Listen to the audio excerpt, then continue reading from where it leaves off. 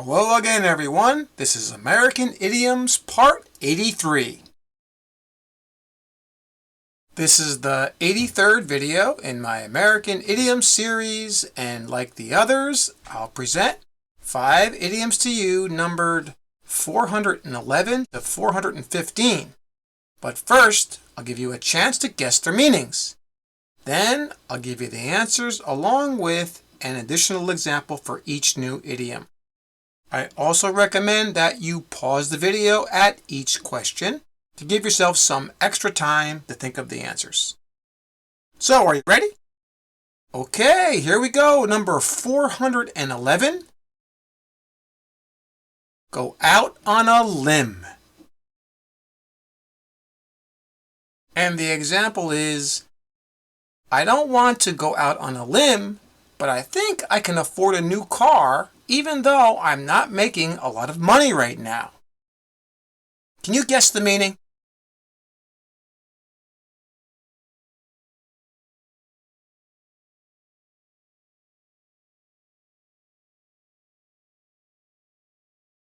And the answer here is C, to be in a dangerous position to do something.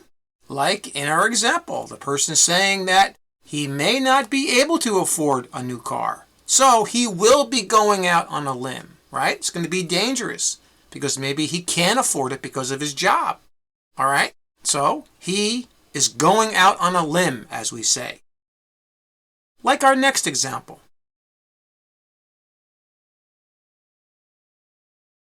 The mayor went out on a limb by criticizing some of the leaders of his own political party in the city.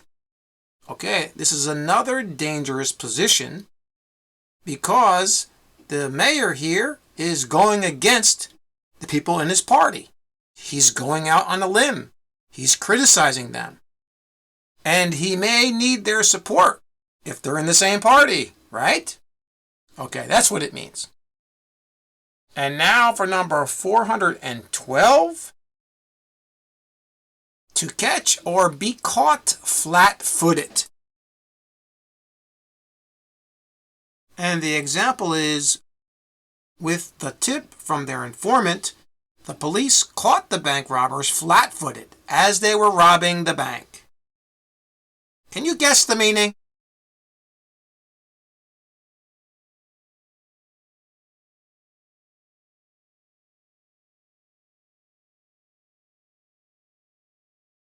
And the answer here is B, to be caught unprepared or unaware of something. And that's what happened in our example. The police, they were informed about the bank probably being robbed, so they were maybe already there, so they caught the robbers flat-footed. The robbers were unprepared or unaware that the police were there, so the police caught them flat-footed. Here's another example.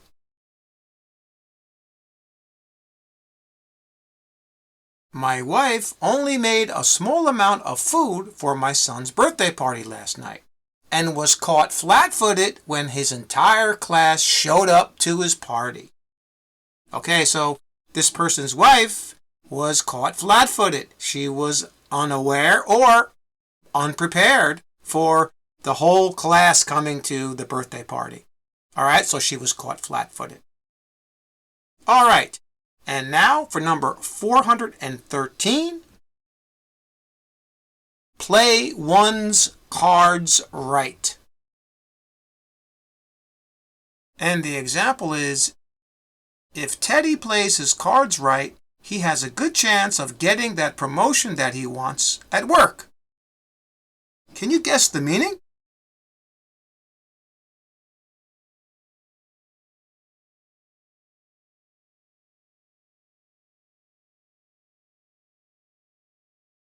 And the answer here is B, to do things in a well-planned and intelligent way. And that's what it means if you play your cards right. In the example, if Teddy does things in a well-planned and intelligent way at work, there's a good chance that he'll get this promotion, right? If he plays his cards right. If he does things intelligently. Got it? Like our next example.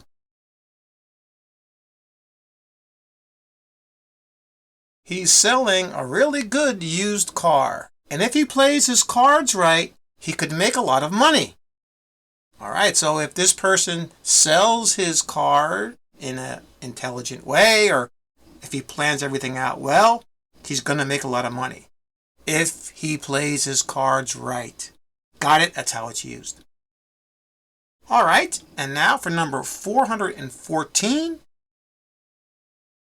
When or after the dust settles?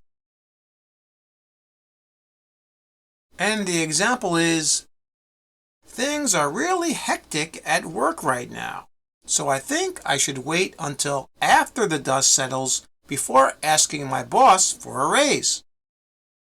Can you guess the meaning?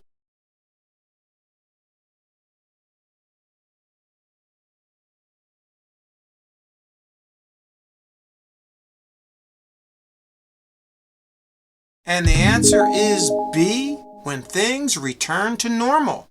That's what it means if we wait until after the dust settles, or when the dust settles. That's what it means. So in our example, they're talking about how things are really crazy or hectic at work. So things are not that stable. So this person is saying, well, maybe I should wait until things go back to normal. Or as they say, after the dust settles. Got it? Like our next example.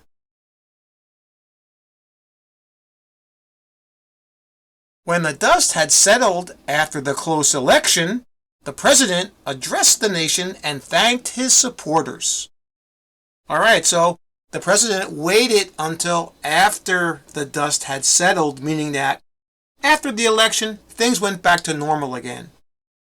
And then he spoke and thanked his supporters. Okay? That's what it means. The dust settles, or in this case, had settled. And now for number 415, a hot hand. And the example is, I don't have a lot of experience in the stock market, but I had a hot hand last week and made a great deal of money. Can you guess the meaning?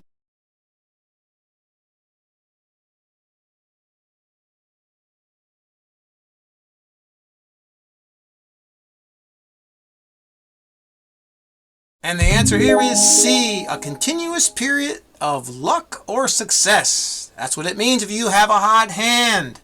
All right? We even say a streak of luck if you have a hot hand. Like in our example, this person didn't have a lot of experience in the stock market, but he invested last week and he had this streak of luck. He had a continuous period of luck in the stock market. Okay? And he made a lot of money. That's what it means if you have a hot hand at something. Like our next example.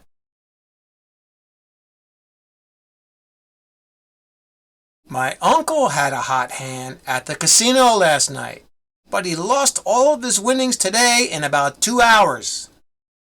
All right? This is probably typical of most people who gamble, right?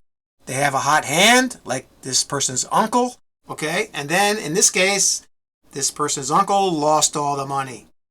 So usually your hot hand doesn't last long. Got it? Well, that's all for this video. Thanks again for subscribing, and please like and share the video to support the channel. And remember what I always say, keep practicing. See you next time.